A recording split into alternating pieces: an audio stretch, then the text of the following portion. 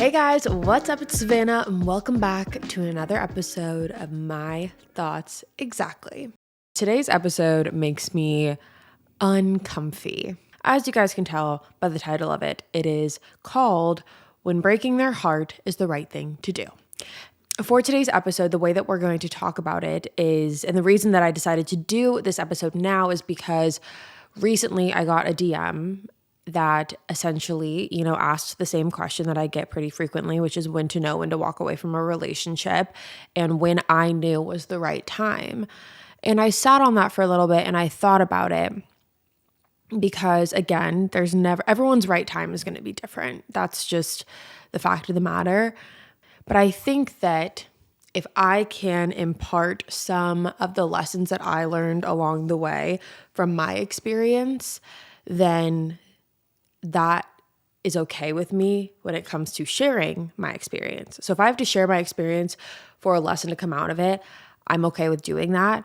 I think the best thing to do would just be to go through some of the pinpoints of my previous relationship and tell you the telltale signs of when I should have walked away and what I learned from it. And if you haven't caught on by now, because I've kind of just been dancing around it, I am referring to my most previous serious relationship. Again, this is the previous one. This is not the one I'm in now. I'm in a very happy relationship right now. This has nothing to do with that. So just let's not get the timetables twisted up. So to preface all of this, I think it's really important to talk about the fact that I am not one of those people that is kind of like, the trend is like, fuck men, like men are trash. Like I'm not one of those people, because I do agree that like there are a lot that are, and I've encountered a very high percentage of them, too high if you're asking me, but that's different. But like I'm just not that person. I'm not the person that if, one of my friends calls me and they want to vent about their boyfriend, I'm not the one that's going to automatically say, just break up with them. That's just not my style. And I don't think it's realistic. And I think that this is a journey that everyone needs to go on individually, and you learn a lot from it. So by saying that, I think something to know about me is for me to have to get to the point of breaking up with someone, it takes a lot. I am typically not the one that breaks up with someone. I think in my entire life, I've done it maybe twice, definitely once, which is what we're talking about now, but potentially twice, depending on how you look at it. But it takes me a while. It takes me a lot. And I think that that's part of the reason I have a good sense of this topic and can give a good direction on it. At least I would like to think. And I also think it's very important to say that in the situation that I'm about to speak on, neither one of us were perfect. We were young, and I don't hold any grudges against him. And if you've watched me for a while, you do know exactly who I'm talking about. And I never gave an explanation after this breakup happened. I literally just like addressed it once in like 2 sentences. And then I was like, okay, yeah, moving on. Because I've always said I was never going to say a bad word about him. And in telling the story that I'm about to tell, I think that it's important to say that, there are things that were done and things that happened that were not okay. Do I think that he's a bad person? No. Do I think that he fucked up? Yeah. Have I fucked up before? Yeah. In the ways that he has? No. But like in my own ways. And I think that, I just ask that there's no, hate or anything really. Like, let's just leave it alone, please. For the sake of me, for the sake of everyone, just leave it alone, because we're going to talk about this today. Then I'm never telling this story. Like, we're not talking about this again. So let's just get into it. So this relationship that I'm referring to, it started 9 months into my YouTube channel. So I started YouTube January 2017. This relationship began in September of 2017, and we met through mutual friends. We met through one of my best friends at the time, and I had not ever really been in a real relationship. I had things, and you talk to guys in high school and whatever, but this was like my real first boyfriend. And because of that, I was all in. When I met him, I was so all in. I don't know if I was all in for the right reasons. And honestly, that doesn't really even matter at this point. But I think that I did just like the idea of having a boyfriend. And then I met him and we clicked. And like, I just really, I don't know. I was all in. And I did wait a while. But then I introduced him to the internet and to you guys. And, there were pictures and collages and montages of us. And, it was all very idyllic in the very beginning. And looking back, I think that I can say from a psychological standpoint that I was just comfortable and infatuated. I think that he was exactly my type, and I think that I felt really comfortable around him. He was my comfort zone. Like the type of person that he was similar to the type of people that I would usually go for.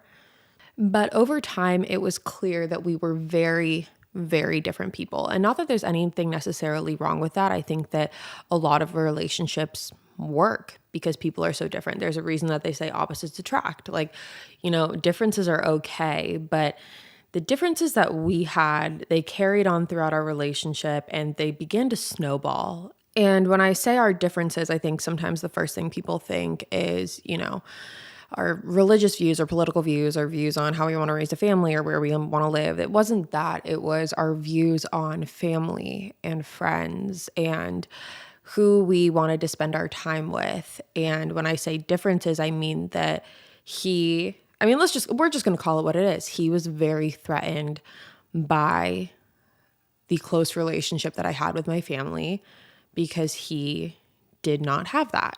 And it was very apparent. He made it very clear. He thought I was micromanaged by my family. At the time, I was living with my family and he wanted me to move out and move away from them. He always just made these little side comments about how close I was with my family, how much time I spent with my family. And that was true. I did spend a lot of time with my family because I lived with them. So, I was going to see them. And when it came to my friends, he also tried to isolate me from them and would tell me that they weren't good people. None of my friends, just coincidentally enough, not one single one of my friends was a good person. Didn't matter if it was a guy or a girl. He was very threatened by my friendships. And as you can imagine, this was a very, very big issue because I'm someone who values family and values friendships incredibly heavily. And to have someone who was trying to get in the way of that, and not only get in the way of that, but try and break that up was very troubling. But I overlooked that. And I thought, it's just because, he doesn't have that and it's okay. But I always made excuses. I just always was like, it'll get better. It's going to be fine. This is not something that's something to worry about. It's going to be fine. He thinks I'm micromanaged. It's fine. He wants me to move out. It's fine. He hates my friends. It's fine. It wasn't fine, but I stayed. So there was that issue. But the long story short of all of this is that there was cheating. There was a lot of cheating. And I think that a lot of people figured that out. Because I think one of the first videos I posted after we broke up was a stop thinking about him, he sucks playlist. And it was all about I think all of it was cheating songs and things like that. So pretty much if you go back to that video, most of the comments are you guessed it. You all did. Everyone guessed it. Well, I didn't hide it either. So, I just didn't say it. But I always found out about the cheating. I'm sure there were some that I didn't find out about, but I found out about enough. One is enough, but it wasn't just one. And it wasn't just, physical cheating. I think cheating has a range. There's a wide range when it comes to cheating. And there was physical cheating, but there was also cheating by downloading dating apps and cheating by having, hidden secret social media accounts and cheating, by catfishing other people and cheating by having a hookup list on his phone with 7 other people after me and below me. So there was a lot of cheating. And again, that was just the ones that I found out about. So who knows what else was really going on. And, every time I found out about it, every single time, somehow it was my fault, because God forbid, he cheats. Of course, it's not his fault. Why would it be his fault? Of course, it's going to be my fault. And it was always because I had done something. It was never because, you know what, babe, I just fucked up, which still wouldn't be okay. But it was never, I am sorry. I just fucked up. I screwed up. It was always, well, you made me kind of mad. And so I went out to a bar. Or, you said this one thing, so I decided to get revenge and do this in spite of you. Or you told me this. And I always made him mad for whatever reason. Every time he would cheat, it was always because I made him mad. I did something that pissed him off to the point of no return. He would go hook up with someone else, and that was his revenge. And you would think, you really freaking would. You would think, Savannah, You left, you know? Of course you left after the first one. Of course you left after the second time, or the third, or the fourth. No, I didn't. That's why we're here today talking about it, of course. I didn't leave, and I had major codependency issues. And this is something that I've worked on for a while, and I don't have them anymore. But with him, I did. And I don't necessarily know why, but all I know is that there was a certain period of time that I couldn't imagine life without him. Not because I didn't want a life without him, but more so because we spent so much time together that my independence was completely shot. Like, I wasn't going to school at the time. I was just doing YouTube. All of my friends were off at college. The only person that I had to hang out with was him or my family. And God forbid I hung out with my family. I was just always with him. And I remember there were a couple different times and a couple different points in all of this, because remember, this is all over the course of like 2.5 years. I remember there were several different points where I realized that I was willing to be treated like trash, essentially, for him to be comfortable and for him to be happy and for him to still have the luxury of having me. And I remember telling myself, like, I am really deep in this point. And like, what's going to be the breaking point? And that's what my friends kept telling me. They're like, Savannah, what's it going to take? Like, literally, what is it going to take for you to be done with this? Because this is ridiculous. And at the time I agreed with everything that they said, but something that I've learned about relationships, and this is kind of why I'm not the person that's going to tell you to break up with your boyfriend if you told me you got into a fight, is because this is a journey that everyone needs to go on. And if I broke up with him because someone else told me to, I would always be thinking in the back of my mind, well, like, what if? Probably not now. I probably would have gotten out of it and I would have been like, you know what, that was the best thing I ever did in my entire life. But, you just want to make those decisions for yourself. And so that is why it was such a big deal for me to wait until I was ready, essentially, and to make that decision for myself. But I just remember thinking that his happiness and his comfortability was all at my expense. Because again, whenever I would approach him about the cheating, he would have a meltdown. Complete meltdown. And he would tell me it was my fault. And in order to just like subdue everything and calm everything down and not have this confrontation and not have this fight, because he would get very angry and very explosive almost. Because of that, I was just like, you know what? It's fine. Whatever. Okay, whatever. You're not going to do it again? Okay, fine. Whatever. He says he's not going to do it again. A plot twist. He does. So that was the course of several years, like I said. And that's just what our relationship was. And yes, there were good times and we went on a lot of cool trips and we had a lot of cool experiences together. And there were a lot of good times in the midst of all of that. But that doesn't take away from all of the betrayal and the lies and the deceit and all of the horrible things that were happening throughout of it. What really put the nail in the coffin was about 6 months prior to us breaking up. He told me that he wanted to move to LA. That was something that he really wanted. And I didn't. I did not want to move to LA. I had no desire to. I honestly, it would have made sense, like work-wise, everything else, but I just didn't want to go to LA. But more than that, I didn't want to go to LA with him. That was the biggest thing. I could go to LA and I could be very happy. I don't want to go to LA with him. But that to him was not an option. And when I told him that I, was unsure and uncertain and I didn't think that I wanted to go, he told me that if I didn't move with him to LA and move in together, that we were done. He was going to break up with me. And at the time, I should have taken that ticket and walked out the door. But again, as someone who was so codependent at the time, I freaked out at any thought that he would just walk away. Looking back, he would have never walked away because he made a lot of stupid decisions, but he would not be stupid enough to walk away from me. And that's not saying that on a conceited level. It kind of sounds like it, but there was no way he was walking away from our relationship. I was always going to be the one that was going to have to break up with him. But at the time, for someone who was so codependent, I was like, oh my God, he's going to break up with me. Okay, whatever. We'll move to LA. That was my mindset. And I remember sitting on my kitchen counter with my parents, and I remember just crying because I told them I don't want to go to LA, and they're like, then why would you? Like, why would you go to LA? And I just started crying, and I was like, because he's going to break up with me if I don't. And obviously that is not something any parent wants to hear. So I got a very, intense pep talk after that. But, I think that while this was all happening, I knew in my gut this was not going to, this just was not going to happen. While everything was in the process, I knew it wasn't going to happen. So about 2 months prior to us breaking up, we were going up to LA, looking at all these apartments. We found a couple that were okay, and we applied for some, and, nothing was going through. Nothing was working. And in the back of my mind, I was like, Savannah, this is a freaking sign. I was like, this is a sign to end it. This is a sign that this is not what's meant for you.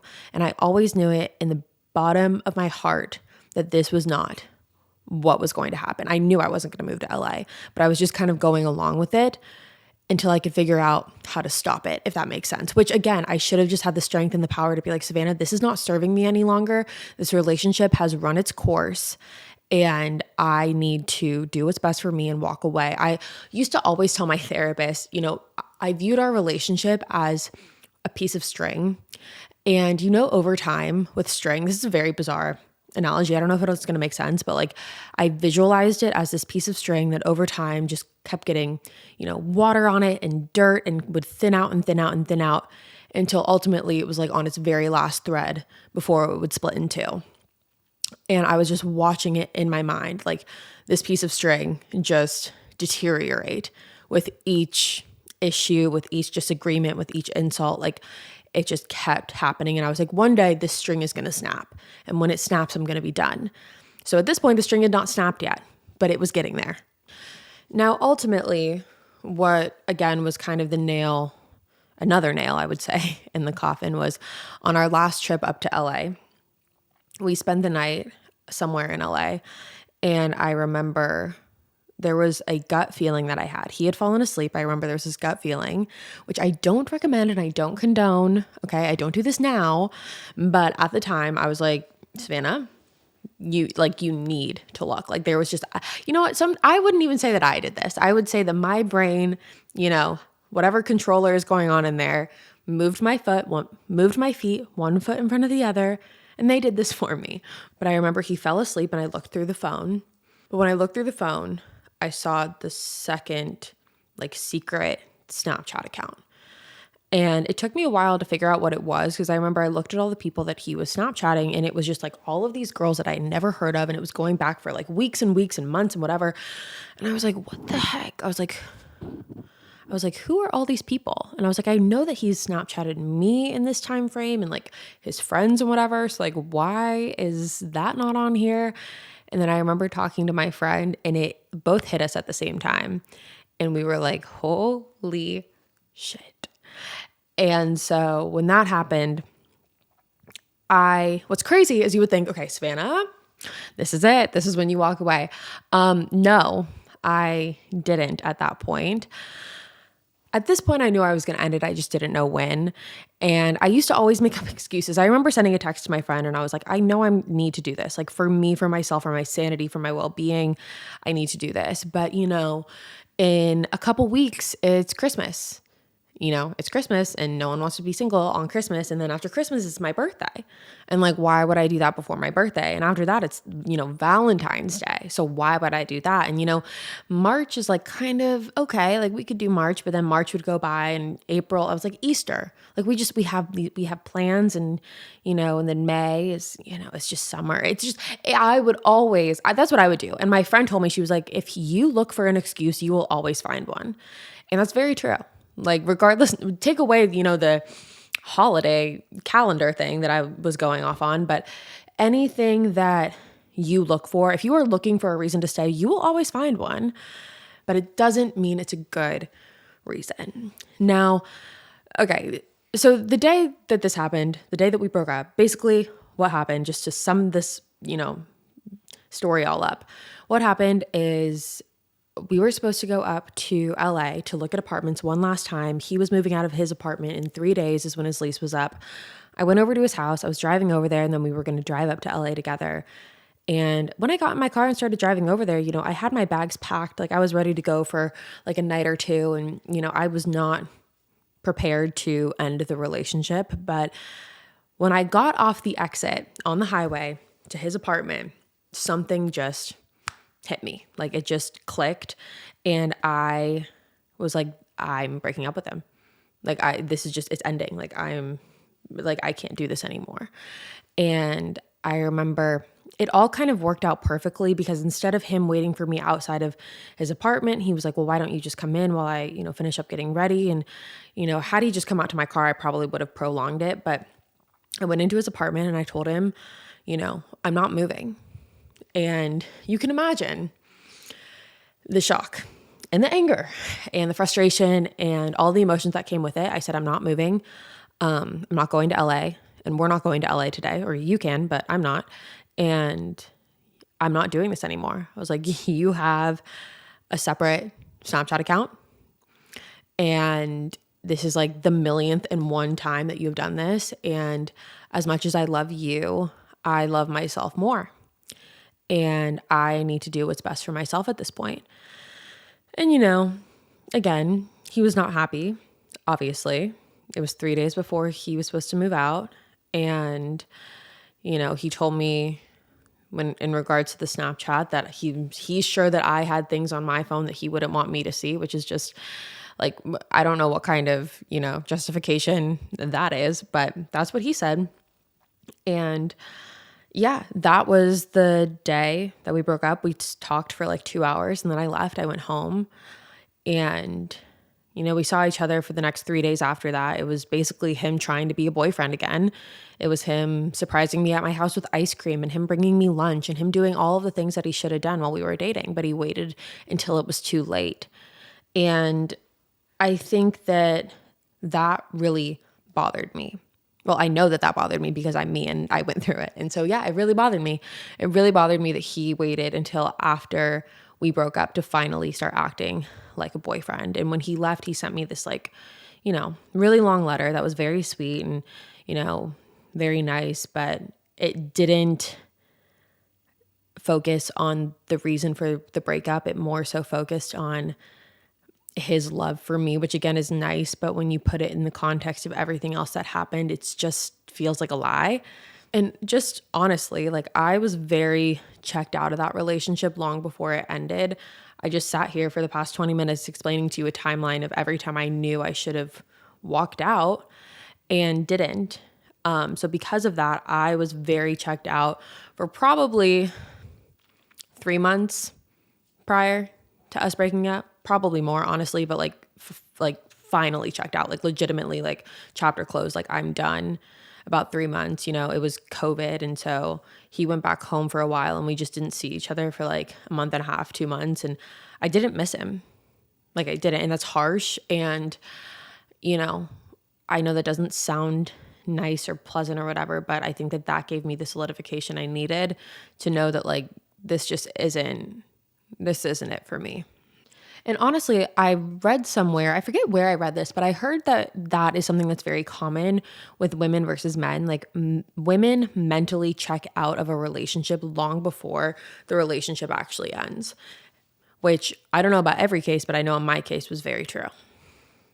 And that doesn't mean that it didn't suck and that it didn't hurt, because it did. And I think the hardest part was hurting him.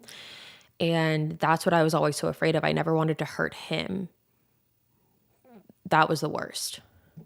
And so now when I think about, when to walk away and when that question gets asked, I think a couple things. I think the first telltale sign of knowing when to walk away is when the bad outweighs the good. I think if you are having more problems in your relationship than you are, good times, then that's something to take a closer look at and reconsider. And granted, every relationship goes through its ups and downs and yada, yada, yada. But again, it's when the bad outweighs the good. So you're having more bad times than you are good. You're having more rough patches than you are just actually being able to enjoy the relationship. I think that when the idea of being with someone is more painful than the idea of being alone, that's also a very telltale sign.